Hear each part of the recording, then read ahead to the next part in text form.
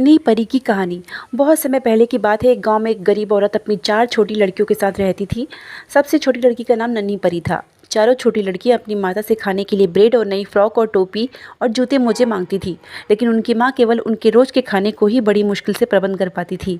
गरीब औरत हर साल बसंत के महीने में कुछ उन खरीदकर सबसे बड़ी लड़की जलपरी के लिए एक फ्रॉक बनाती थी और जलपरी की पुरानी फ्रॉक उससे छोटी बेटी रतन परी को दे देती और रतन परी की पुरानी फ्रॉक दीप परी को दे देती और दीप परी की पुरानी फ्रॉक नन्ही परी को मिल जाती थी। चारों बहनें उन फ्रॉक को पहनकर बड़ी खुश होती थी। एक दिन चारों बहनें जंगल में खेलने के लिए गई और दिन भर जंगल में खेलती रहीं। धीरे धीरे अंधेरा होने लगा। तीनों बड़ी बहनें घर जाने के लिए रवाना हो गई, लेकिन नन्ही परी फूलों को लेने के लिए पेड़ों के बीच अकेली रह गई। नन्ही परी अकेली जंगल में डर रही थी। नन्ही परी इधर उधर दौड़ और अपनी बहनों को खोजा, लेकिन वो जा चुकी थी। जब नन्ही परी जंगल में अपनी बहनों को खोजने के लिए दौड़ी तो उसकी फ्रॉक एक कांटे की झाड़ी में फंस गई और सारी फट गई। नन्ही परी ने अपनी फटी फ्रॉक को देखा और ज़ोर ज़ोर से रोना शुरू कर दिया, क्योंकि नन्ही परी जानती थी कि अगले साल तक उसे दूसरी फ्रॉक नहीं मिल सकती है।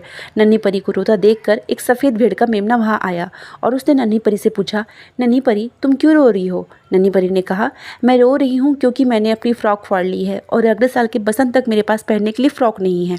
सफ़ेद मेमने ने कहा, नन्ही परी मैं तुम्हें एक नई फ्रॉक बनाने के लिए कुछ ऊन दे सकता हूँ। और सफ़ेद मेमने ने उसे कुछ नरम सफ़ेद ऊन दे दिया। नन्ही परी अपने घर जाने के लिए रवाना हो गई। तभी रास्ते में नन्ही परी को एक जंगली झाड़ी मिल गई। जंगली झाड़ी ने नन्ही परी से पूछा, तुम्हारे पास क्या है? नन्ही परी ने कहा, सफ़ेद भेड़ की मेमने ने मुझे नई फ्रॉक बनाने के लिए कुछ ऊन दी है। जंगली झाड़ी ने नन्ही परी से कहा कि ऊन से फ्रॉक बनाने के लिए इस ऊन को कंघी करनी पड़ेगी। ये ऊन मुझे दो, मैं इसे कंघी कर देती हूँ।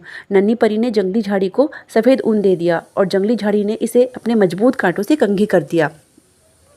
नन्ही परी अपने घर जाने के लिए रवाना हो गई। तभी आगे रास्ते में नन्ही परी को एक पेड़ पर मकड़ी मिली। मकड़ी ने नन्ही परी से पूछा, तुम्हारे पास क्या है? नन्ही परी ने कहा, सफ़ेद भेड़ के मेमने ने मुझे नया फ्रॉक बनाने के लिए ऊन दिया और जंगली झाड़ी ने उसे कंघी कर दिया।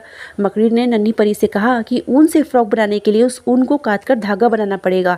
ये ऊन मुझे दो, मैं इसे काट कर धागा बना देती हूँ। नन्ही परी ने मकड़ी को सफ़ेद ऊन दे दिया और मकड़ी ने इसे काट कर धागा बना दिया। नन्ही परी अपने घर जाने के लिए रवाना हो गई।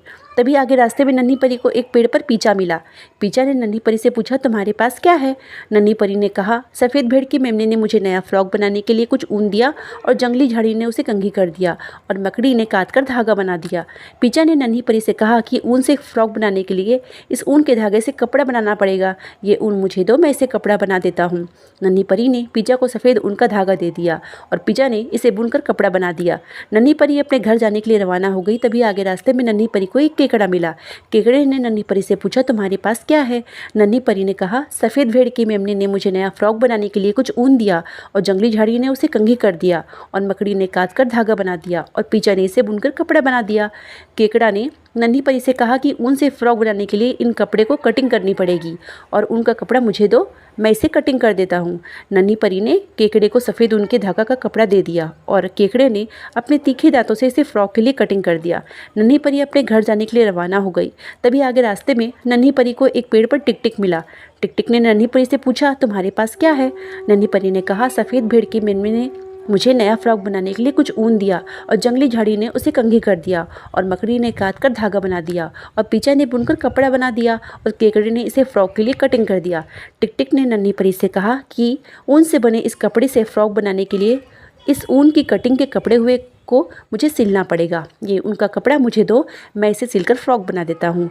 नन्ही परी ने टिकटिक को सफ़ेद ऊन से बना हुआ कटा हुआ कपड़ा दे दिया और टिकटिक ने इसे अपनी तीखी चोंच से सिलाई कर एक सुंदर फ्रॉक बना दी। नन्ही परी अब अपनी एकदम सफ़ेद फ्रॉक देखकर बहुत खुश हो रही थी। ये उसके जीवन की पहली फ्रॉक थी। नन्ही परी ने उस फ्रॉक को पहना और खुशी खुशी गाना गाती हुई अपने घर चली गई।